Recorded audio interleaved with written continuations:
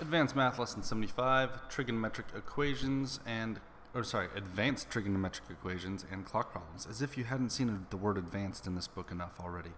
Alright, so let's talk about advanced trigonometric equations. The main thing here, the only thing that makes them advanced, is we're going to start using substitution within them. And we're not going to be substituting values that are given to us in the problem, but values that we should know, i.e. these trigonometric identities. So the identities being, sine squared of theta plus cosine squared of theta equals 1, tangent squared of theta plus 1 equals secant squared of theta, 1 plus cotangent squared of theta equals cosecant squared of theta. And then again, these can be rearranged. For example, this top one could be rewritten as sine squared of theta is equal to 1 minus cosine squared of theta, or vice versa. Or this one could be rewritten as tangent squared of theta equals secant squared of theta minus 1. So you have to look for these patterns. Whenever you see any of these identities, the sine squared, cosine, tangent, secant, cotangent, cosecant, and they're squared, start looking for the number 1, right? So if you see the number 1 and any one of these trig identities, you should probably go back to your identities worksheet and double check these and see if any of these are found in your equation, so that way you can substitute them out. So the example I'm going to give you, the first one's pretty simple. Let's see here.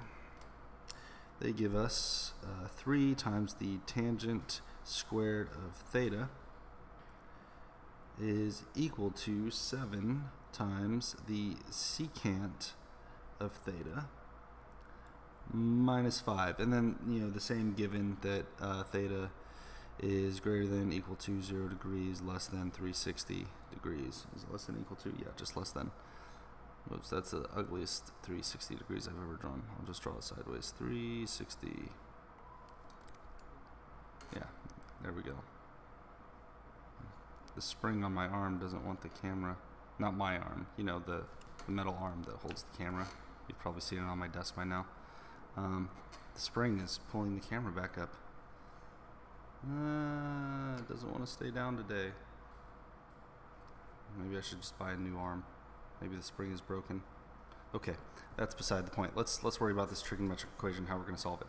So remember, I told you if you see any one of these identities squared and or the number 1, you should probably start looking for things. Well, right here we have a tangent squared, right? And then we look over here, the identity with tangent.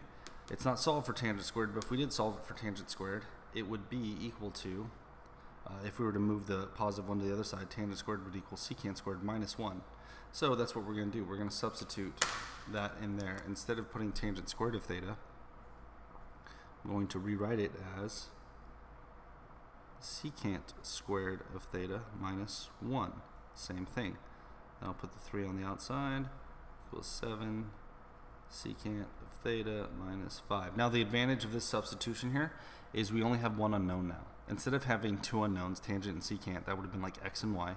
We now have one unknown, secant and secant. So it's like x and x. In this case, 1x is squared, 1x is a single.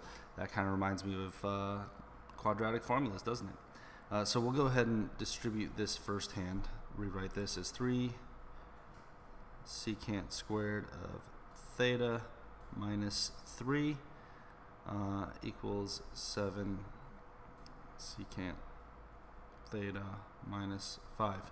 Alright, so if you notice, if we've got an x squared and an x, then that means it's probably a quadratic, so I should set the whole thing equal to 0. I'll go ahead and rewrite that now. Let's see here, I'll have to move this 7 secant over by making it a negative, so I'll have 3 secant squared of theta minus 7 secant of theta. And then the 5 is actually going to become positive, so positive 5 and negative 3 is going to give me positive 2. All that's going to be set equal to 0. Then I'm going to solve this just like any other quadratic. I'm going to see if I can factor it, or, wait, can I factor it? Yeah. I'm going to factor it. We just have to do advanced factoring. Sorry, it's been a second. I think I just taught this to the Algebra 2 class a little while ago too. So we're going to do some advanced factoring. Where the 3 was throwing me off. So this 3 coefficient in the front means that when we factor this, one of them is going to have a 3 secant of theta, and the other one is just going to be secant of theta. So then when we factor this, we have to remember that one of our numbers is going to be inflated by the 3. So if the last 2 numbers have to multiply to become positive 2, that means one of the numbers is 1 and one of them is 2, and if the last number is positive, they're both the same. The middle number tells us what they are. So they're both going to be negatives. So I'm going to have a -1 and a -2. The problem is I don't know which one goes where. So the question is, how can I get -7 with these coefficients of 1 and 3? Well, if I put the -2 over here, it will multiply by the 3, which would make it -6, plus the 1 would be 7. So -2 has to go over here, 1 has to go over here. If I were to switch them, the 1 would only give me -3, plus the other one would make this a -4. So now that I've successfully factored that, now we have to solve each individual one for 0.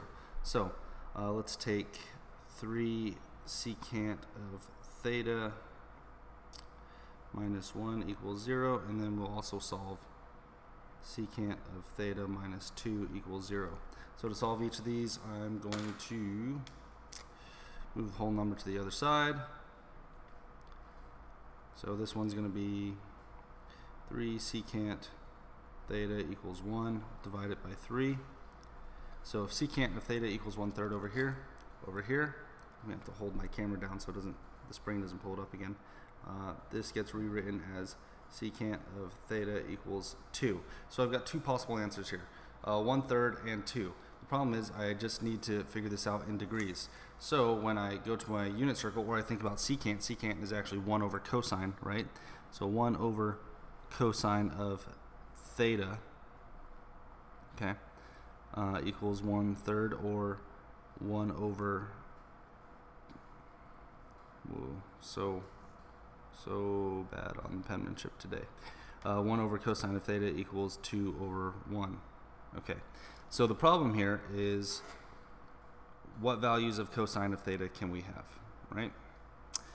If we were to solve this for cosine of theta, we would just have to invert everything. So in this case, if we inverted everything, this one would say that cosine of theta is equal to 3. This one would say that cosine of theta is equal to 1/2.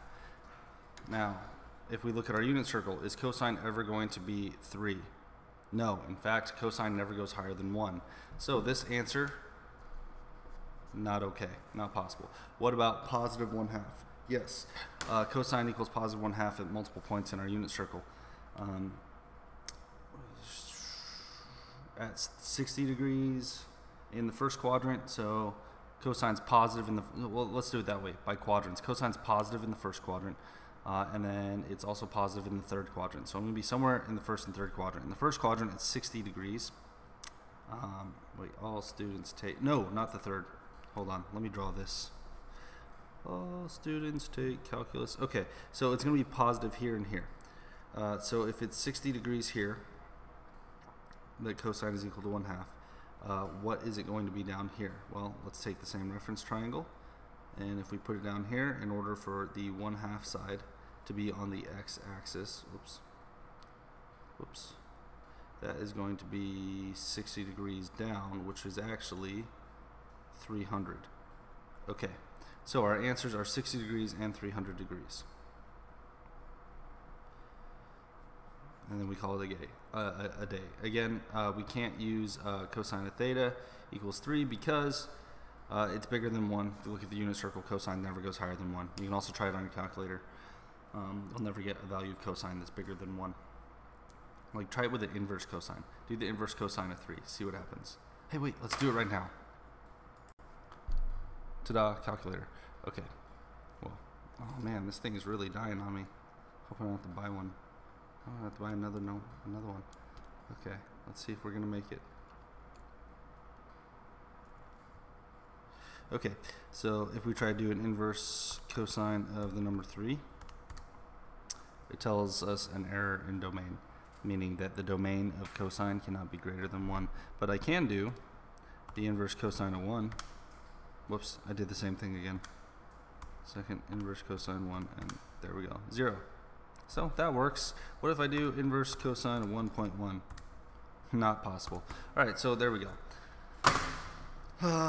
Oh, one last thing on this lesson. I was going to say, hey, this lesson made it under 10 minutes. Guess not. We do have to talk about clock problems. Clock problems, not too difficult. Just using same math that we've used before as far as distance, rate, and time. The only the only difference is that distance, instead of being treated as a distance, is now treated as number of spaces on a clock, if that makes any sense. Hope it does. Man, my camera arm is just all whacked out today. Hope you're not getting motion sickness at home. Okay. Let's see here. That should be good enough to make it through. Okay, so when it comes to a clock, if we were to break it up into minutes, there would be 60 spaces all the way around the clock, right? And then if we were to break into hours, there'd be 12 spaces all the way around the clock. All your clock problems are going to be in relation to the minute and hour hand. One example they tell us is, they say it's 3 o'clock. Let me draw that, actually. Ignore this. Okay, so let's say it is exactly 3 o'clock, right? I feel like my focus is off too. We're almost through the video and we're struggling right at the end. Okay, so it's 3 o'clock. 3 o'clock. And how many minutes will the two hands of the clock point in the same direction? So, up here, we have the minute hand. Down here, we have the hour hand. First, let's talk about how many spaces they are apart right now. And if you remember, the clock has 60 spaces. 1/2 would be 30. A quarter, which is what 3 o'clock is showing us, it's going to have 15 spaces. Okay. Now, in order for them to catch up, the minute hand has to catch up to the hour hand, right? Yeah. Okay. So, in order for the minute hand to catch up to the hour hand, it has to move 15 spaces, right? The problem is the hour hand is also moving. So, what we actually have to do is figure out the distance that the hour hand is going to move before the minute hand catches up. We'll call this the time. No, that will get confusing with time and rate. We'll call this the U for unknown. All right, so this is the U distance, or the U number of spaces. Okay. In order for the minute hand to catch up to the hour hand, whatever that U distance is, it's going to have to travel U distance along with the 15 spaces. So even though we don't know exactly where this is, we know how far the minute hand is going to go. It's going to go 15 spaces plus U. So when we're doing this, the distance of the minute hand, we'll call it distance of minute hand, is going to equal 15 spaces plus the unknown distance. Right? The distance of the hour hand, d sub h, is just going to equal the U distance. So now we have two different distances. One is greater than the other. Now let's talk about the rate and the time, because we need to know how many minutes it's going to take for the clock to catch up. So if you remember the equation, distance equals rate times time, the rate is 1 space a minute, correct? Because this minute hand is going to go 1 space a minute. The time is going to be also the same as the distance, which is going to be 15 plus U. So, yeah, so the rate of the minute hand is going to equal the 60 spaces that it takes to turn around, right? So the rate of the big hand is pretty much 1 space per minute, right? So that ratio of 1 to 1 is just going to make the rate 1. I could write 1 over 1, but that's a little that can be confusing. I was just trying to figure out how to explain that to you. It's just, yeah, let's just keep it simple. It's 1. Why? Because 1 space a minute, and we're going to figure out how many minutes it's going to take to catch up. So it's got an equal rate of 1 to 1. Now the rate for the hour hand is a little bit more difficult, because the hour hand is only going to travel 1 space every 60 minutes. So it will take 60 minutes. So if we do this in a ratio, it would take the hour hand would travel 1 space in 60 minutes, or 12 spaces in 24 hours, right? So, no, that's wrong. I'm sorry. Let's pause. Yeah.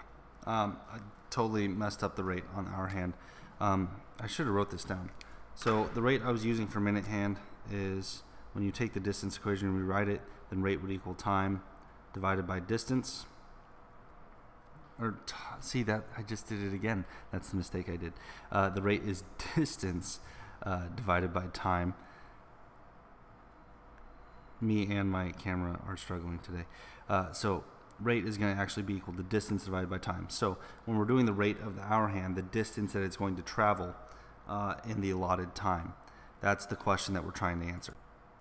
So to figure this out, we take the ratio of how many spaces the hour hand is going to travel in 60 minutes, right?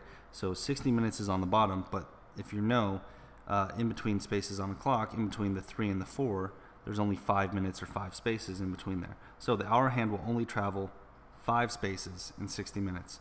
That reduces to 1 over 12. So the rate of the hour hand is 1 over 12. The rate of the minute hand, 1 over 1, because it travels a distance of 1 over 1 minute. Okay. Whew. Sorry I took so much time with that. What I thought was going to be a short video is now turning into a painful one. Okay, so let's finish this up quick. We have our distance values, we have our rate values. The question is time. We want to know how much time it's going to be. The bright side is we know that time of the hour hand is going to equal the time of the minute hand, because they're both going to be traveling for the same amount of time. So what we'll do here is we'll take our distances and we will substitute them in terms of rate and time. So instead of writing for distance m 15 plus the unknown distance, I'll take my equation of rate times time for the minute hand, which is going to be 1 times the unknown time, right? So hold on. I need a good space.